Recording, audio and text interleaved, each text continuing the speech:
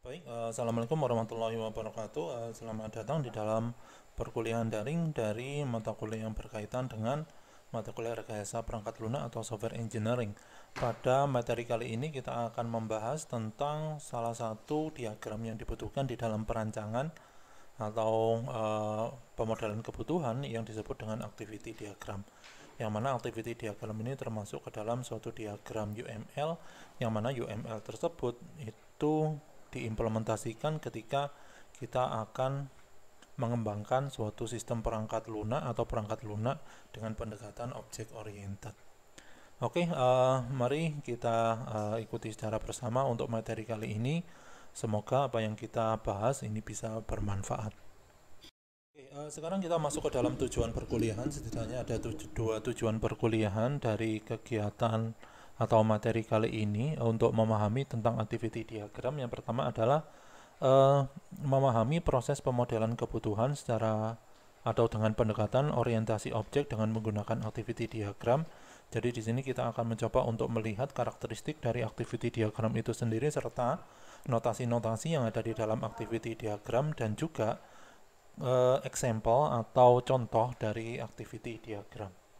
Yang kedua, di sini kita akan mencoba untuk memodelkan suatu kebutuhan yang kemudian akan dispesifikasikan ke dalam use case model di dalam sebuah activity diagram. Jadi di sini untuk tujuan perkuliahan yang kedua kita akan mencoba untuk mengubah dari use case model itu ke dalam suatu activity diagram. Dua tujuan perkuliahan tadi akan dibagi menjadi tiga topik yang akan menjadi pokok pembahasan dari bahasan kali ini atau dari materi tentang activity diagram kali ini. Yang pertama adalah konsep di dalam modeling proses, yang kedua itu adalah tentang activity diagram, dan yang ketiga adalah proses model dengan menggunakan activity diagram yang nanti akan diturunkan dari use case dan use case scenario atau use case description. Kita langsung masuk ke dalam pembahasan activity diagram. Jadi di dalam pembahasan kali ini kita akan melihat notasi dari activity diagram itu apa saja dan juga penggunaan dari tiap-tiap notasi serta contoh dari suatu activity diagram. Nah, oke, sebelum kita masuk ke dalam notasi, ada baiknya kita membahas terlebih dahulu definisi dari activity diagram itu sendiri. Jadi, activity diagram di sini itu merepresentasikan aspek-aspek dinamis dari sebuah sistem. Maksudnya apa sih aspek-aspek dinamis di dalam sebuah sistem? Maksud dari aspek dinamis itu adalah merepresentasikan suatu alur kerja dari suatu sistemnya. Jadi kalau misalkan kita mendefinisikan activity diagram itu sebagai alur kerja, activity diagram juga digunakan untuk mempresentasikan suatu proses yang ada di dalam tiap-tiap fungsi. Jadi di sini satu activity diagram itu merepresentasikan satu fungsi atau satu use case. Nah, jadi sederhananya yang namanya activity diagram itu akan digunakan seperti flowchart, yang mana flowchart di sini dan activity diagram itu tujuannya sama, yaitu untuk menunjukkan workflow atau jalannya atau alur kerja di dalam suatu sistem. Setidaknya di dalam activity diagram memiliki tiga tujuan. Yang pertama, activities atau kegiatan yang ada di dalam activity diagram itu menunjukkan suatu kontrol di dalam suatu sistem atau kegiatan yang dikerjakan di dalam suatu sistem, bahwa di dalam suatu kegiatan atau urutan kegiatan pada sebuah activity diagram itu ada notasi yang digunakan untuk mempresentasikan suatu kegiatan atau proses yang paralel dan juga suatu kondisi yang namanya di sini yang mana di dalam suatu kondisi kita akan mencoba untuk memilih salah satu dari dua opsi yang ada. Nah, tiga kegiatan ini atau tiga notasi ini atau tiga abstraksi ini atau konsep ini itu akan ditunjukkan atau divisualisasikan di dalam suatu flow aktivitas, yang mana tiap-tiap flow aktivitas itu merepresentasikan tiap use case ini ya. Flow across a use case. Oke, jadi itu merupakan definisi dari activity diagram. Sekarang kita akan mencoba untuk membahas tentang notasi-notasi yang ada di dalam activity diagram. Nah, di sini ada beberapa notasi yang harus kita pahami. Untuk notasi yang paling inti di dalam activity diagram atau core symbol dari suatu activity diagram itu adalah disebut sebagai sebuah activity, yang mana di sini direpresentasikan dalam bentuk persegi panjang, yang mana di sisi-sisinya itu digambarkan dengan sisi yang tumpul ya. Nah, apa sih yang dimaksud dengan activity ini? Activity di sini itu merupakan suatu kegiatan yang perlu untuk dijalankan oleh pengguna atau yang namanya aktor. Nah, tiap-tiap activity itu dapat diikuti oleh activity yang lain, yang mana jika satu activity itu diikuti oleh activity yang lain, itu yang disebut dengan sequencing atau pelaksanaan kegiatan secara berurutan. Terdapat juga notasi yang disebut dengan notasi trigger. Nah, notasi trigger ini merepresentasikan suatu awal mula dari kegiatan atau dari proses yang direpresentasikan ke dalam activity diagram dan juga akhir dari suatu activity diagram. Oke, notasi yang ketiga kita akan membahas tentang decision activity atau suatu notasi yang merepresentasikan suatu percabangan yang terjadi di dalam suatu fungsi pada use case.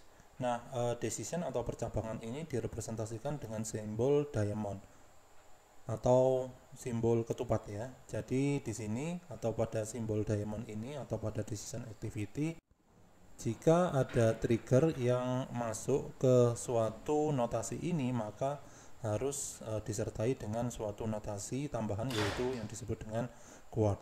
Nah, kegiatan iterasi ya atau kegiatan yang dilakukan secara berulang itu juga diharuskan didefinisikan dengan suatu simbol asterik. Nah, ini merupakan suatu ilustrasi di dalam decision activity ya, yang mana terdiri dari 3 percabangan yang bisa dipilih salah satunya.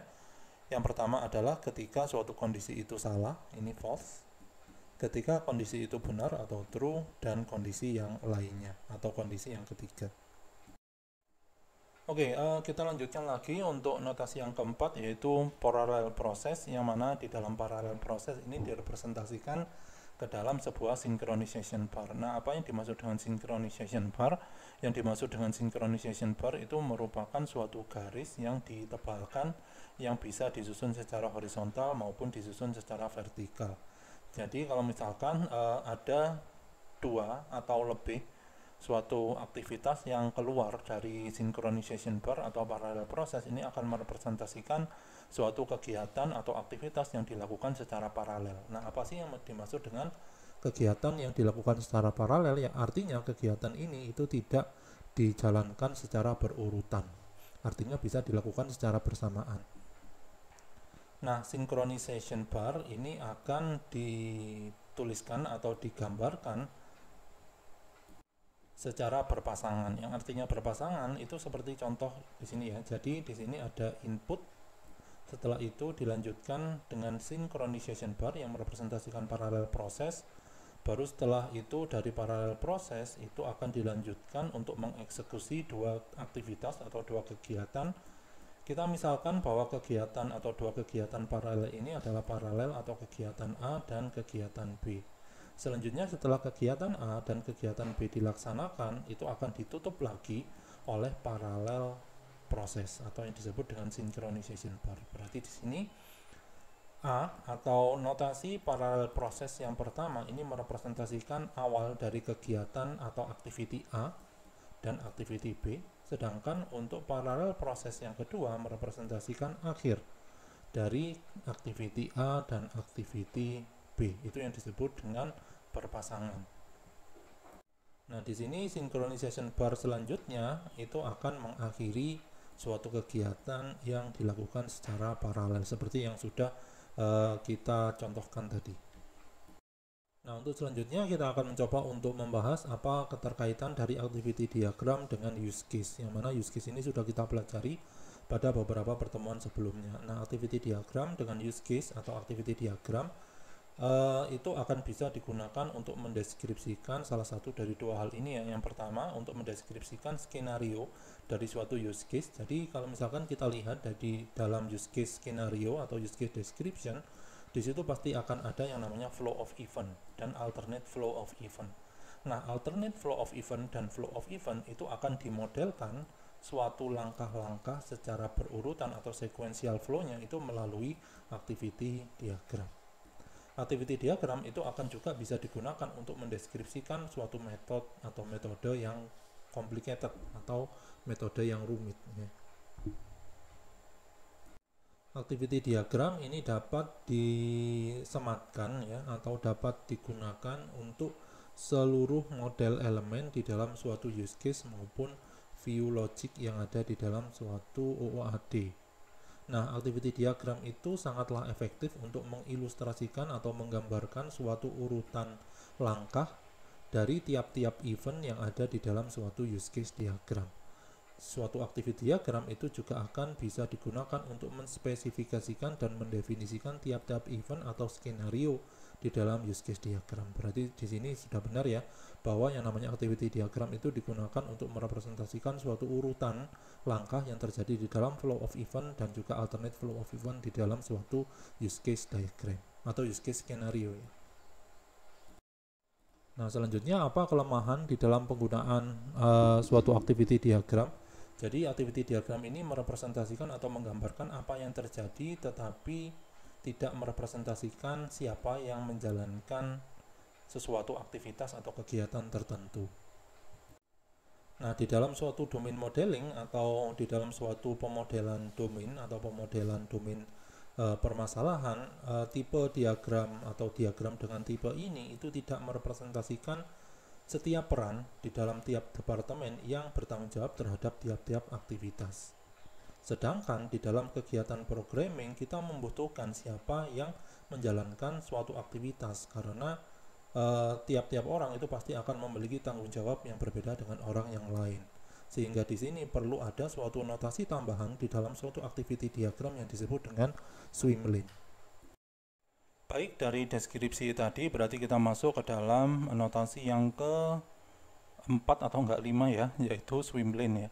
Nah, swim lane itu apa? Jadi swim lane itu merepresentasikan siapa yang mengerjakan suatu kegiatan apa di dalam suatu use case diagram ya, di dalam use case skenario.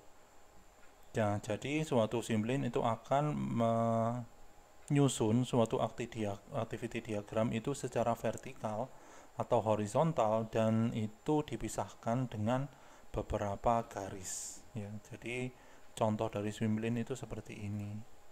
Jadi ada beberapa pemisahan dari activity diagram untuk merepresentasikan peran A dan peran B yang bisa melakukan tiap-tiap kegiatan di dalam activity diagram. Nah, misalkan seperti ini.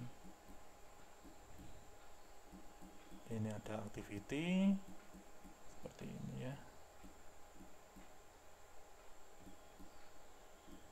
Nah, seperti ini. Jadi kalau misalkan kita memiliki activity 1 dan activity 2 dan yang ada di dalam swim lane A dan B, berarti di sini membacanya adalah peran A itu akan bisa melaksanakan atau bertanggung jawab untuk melaksanakan kegiatan pertama, sedangkan peran B itu memiliki tanggung jawab untuk melaksanakan kegiatan yang kedua. Nah, itu yang disebut dengan pemisahan suatu kegiatan dengan menggunakan swim lane. Tiap-tiap zona yaitu A dan B ini merepresentasikan responsibilitas atau peran yang memiliki tanggung jawab terhadap tiap-tiap aktivitas yang ada di dalamnya. Nah, sekarang kapan sih kita harus menggunakan suatu activity diagram? Kita menggunakan activity diagram ketika kita menganalisis suatu use case atau ingin lebih menjelaskan lagi suatu alur yang terjadi di dalam suatu use case. Yang kedua di sini adalah untuk memahami suatu urutan langkah yang terjadi di dalam suatu use case. Yang mana nanti kalau misalkan activity diagram, kan activity diagram itu merepresentasikan satu use case. Kalau misalkan kita menggabungkan beberapa activity diagram, maka kita akan bisa melihat apa yang atau suatu alur kerja secara menyeluruh yang terjadi di dalam suatu sistem. Yang ketiga di sini penggunaannya adalah ketika kita dihadapkan pada suatu aplikasi yang memiliki karakteristik multithreading. Nah, kapan kita tidak menggunakan suatu activity diagram?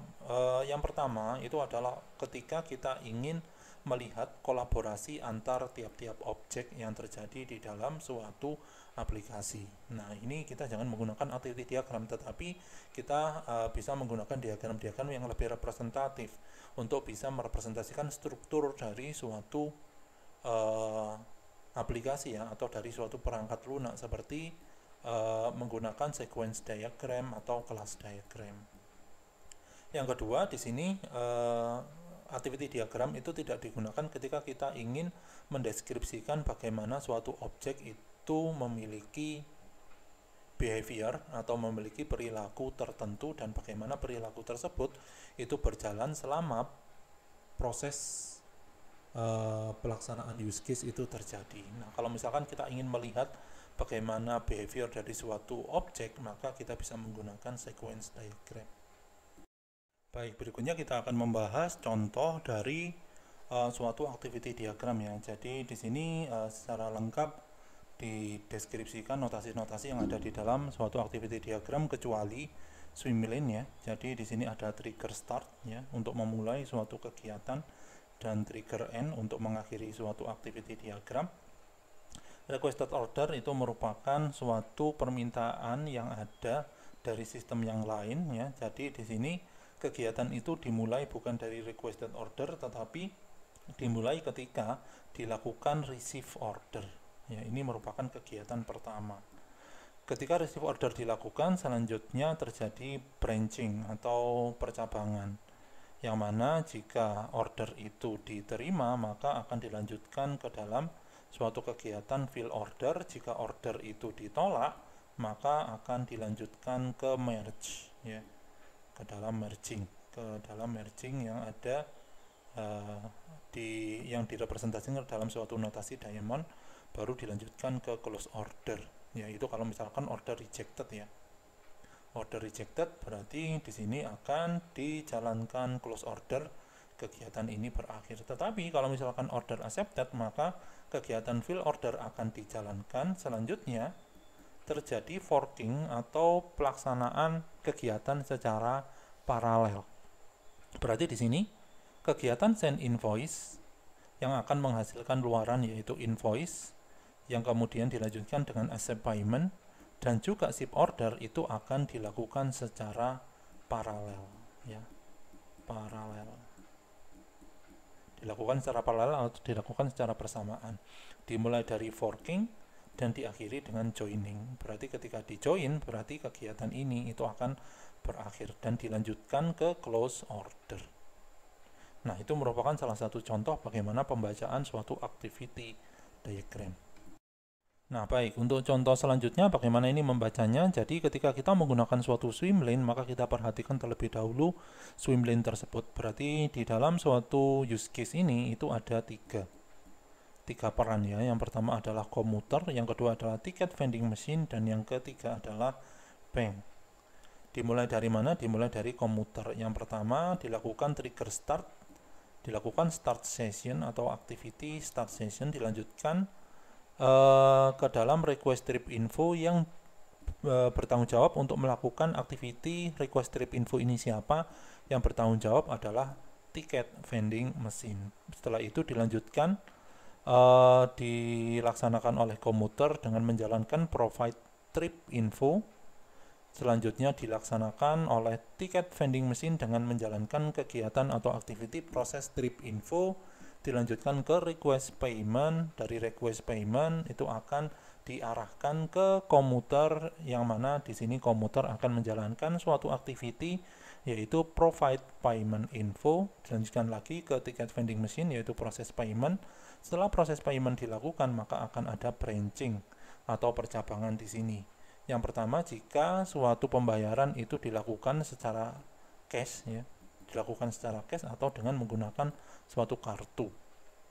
Nah, berarti di sini ada suatu kegiatan tambahan ketika pembayaran itu dilakukan dengan kartu, yaitu suatu kegiatan yang dilakukan oleh partisipan bank, yaitu mengautorisasi payment yang dilaksanakan. Selanjutnya akan digabungkan atau bergabung atau join ke dalam suatu notasi branching ya. Jadi ini salah satu akan dipilih ya, tidak kedua-duanya itu akan dieksekusi, tetapi salah satu akan dipilih, entah itu pay with cash atau pay with card. Setelah dipilih pay with cash dan pay with card, selanjutnya tiket vending machine akan mengeluarkan tiket yang dibeli. Jadi di sini akan mengeluarkan suatu output yaitu berupa tiket, yang mana tiket itu diambil oleh komuter atau orang yang ingin melakukan kegiatan transportasi melalui komuter ya, melalui komuter atau tiket kereta. Setelah mendapatkan tiket, selanjutnya dibayar ya. Atau jika dilakukan proses pembayaran atau jika pembayaran dilakukan secara cash dan membutuhkan kembalian, maka di sini tiket vending machine akan mengeluarkan kembalian. Kembalian akan diterima oleh komuter. Selanjutnya komuter atau si tiket vending machine akan mengeluarkan suatu tampilan yang mengucapkan terima kasih telah menggunakan suatu layanan tiket vending machine. Baru setelah itu kegiatan ini berakhir. Nah, itu merupakan ilustrasi bagaimana suatu activity diagram itu dijalankan. Oke, berikutnya bagaimana cara membuat suatu activity diagram. Di sini kita akan mempelajari langkah-langkah yang bisa dilaksanakan atau digunakan untuk menyusun suatu activity diagram.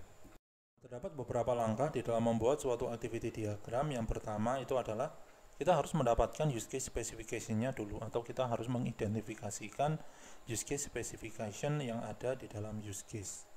Kita identifikasi suatu flow of event dan juga alternate flow of event ya, dan aktivitas-aktivitas yang ada di dalamnya. Setelah itu kita akan mendefinisikan objektif utama atau tujuan utama yang ada di dalam tiap-tiap use case. Dan kita akan mencoba untuk mendefinisikan pre sama post condition yang ada di dalam use case. Selanjutnya kita akan mencoba untuk menggambarkan tiap-tiap aktivitas yang ada di dalam spesifikasi itu ke dalam suatu diagram yang memiliki suatu urutan langkah yang logis. Setelah itu kita identifikasi dan gambarkan setiap alternate activity atau aktivitas alternatifnya. Kita identifikasi parallel dan decision atau conditional decision atau activity yang mengalami suatu percabangan, dan kita menggunakan suatu simbol yang sesuai yaitu dengan menggunakan diamond untuk merepresentasikan percabangan. Kita juga diharuskan untuk mendefinisikan kapan kita menggunakan suatu parallel object.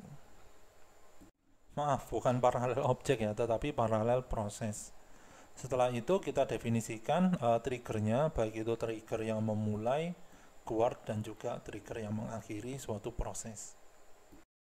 Oke, baru setelah kita melakukan beberapa langkah tadi, kita akan mencoba untuk menambahkan swim lane, yang mana swim lane itu merepresentasikan siapa yang bertanggung jawab terhadap setiap aktivitas yang mana.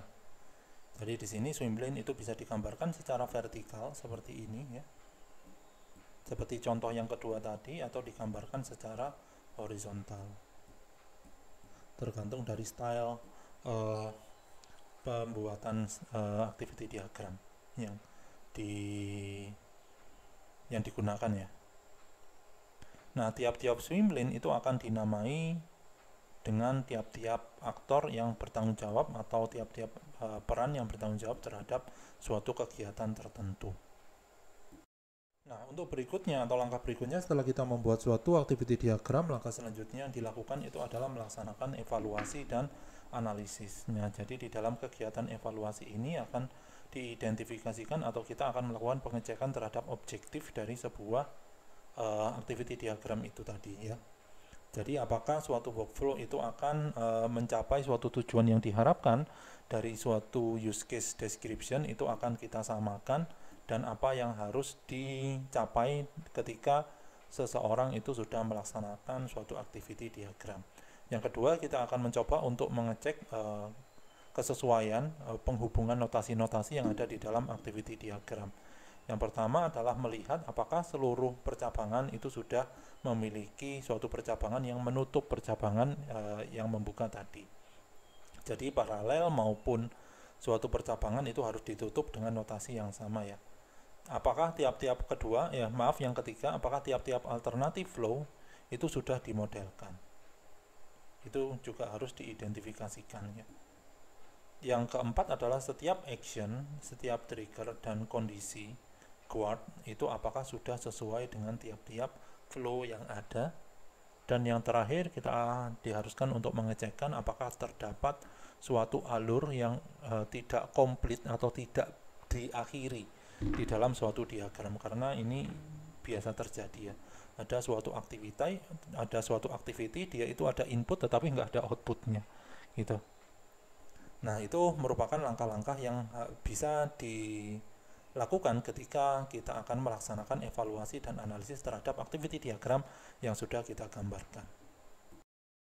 Baik, sekarang kita lanjutkan dengan tugas yang harus dikerjakan dan dikumpulkan. Nah, di sini ada dua tugas. Yang pertama, di sini ada suatu use case yang mana aktornya itu adalah customer melakukan suatu use case yaitu withdraw cash atau menarik uang. Ini pada suatu sistem ATM ya, sistem mesin ATM. Jadi dari use case ini silahkan disusun use case specification-nya. Selanjutnya dari use case specification itu silahkan disusun suatu model berupa activity diagram. Nah, itu merupakan suatu tugas yang pertama ya, atau tugas yang pertama yang harus dikerjakan. Nah, untuk tugas yang kedua yang harus dikerjakan, nah di sini sudah ada use case nih. Yang pertama, itu bisa kita lihat bahwa aktornya itu adalah customer. Customer bisa melakukan apa? Setidaknya bisa melakukan 6 use case ya. Di dalam suatu sistem ATM juga mungkin ini. Jadi yang pertama, dia bisa membeli tiket bioskop ya, tiket nonton ya, tiket film. Yang kedua, dia bisa membayar suatu barang yang dibeli, yaitu online shop, melakukan pembayaran terhadap online shop dari barang yang sudah dibeli. Dia juga bisa membayar uang SPP ya. Dia bisa melakukan top up pulsa, dia bisa melakukan transfer uang, dan dia juga bisa melakukan pembayaran melalui kredit card. Nah, jadi melalui tugas yang kedua ini, tugasnya sama. Silakan dibuat use case skenario atau use case definition-nya. Selanjutnya dari use case definition tersebut, silakan dibuat activity diagram yang merepresentasikan tiap-tiap use case. Berarti di sini kalau misalkan ada 6 activity diagram, 6 use case, berarti harus ada 6 activity diagram. Baik, jadi itu tadi materi tentang activity diagram, yaitu memodelkan activity diagram. Kita sudah mempelajari tentang dasar teori dari activity diagram. Selanjutnya kita juga sudah mempelajari tentang notasi-notasi yang ada di dalam activity diagram, karakteristik dari suatu activity diagram, serta contoh dari activity diagram. Nah, oke, silakan diajukan suatu pertanyaan. Kalau misalkan ada pertanyaan-pertanyaan, silakan langsung disampaikan pada forum yang sudah disediakan secara online. Oke, jadi itu saja dari saya. Saya ucapkan terima kasih atas perhatiannya. Semoga apa yang sudah kita diskusikan ini bisa bermanfaat. Saya tutup. Assalamualaikum warahmatullahi wabarakatuh.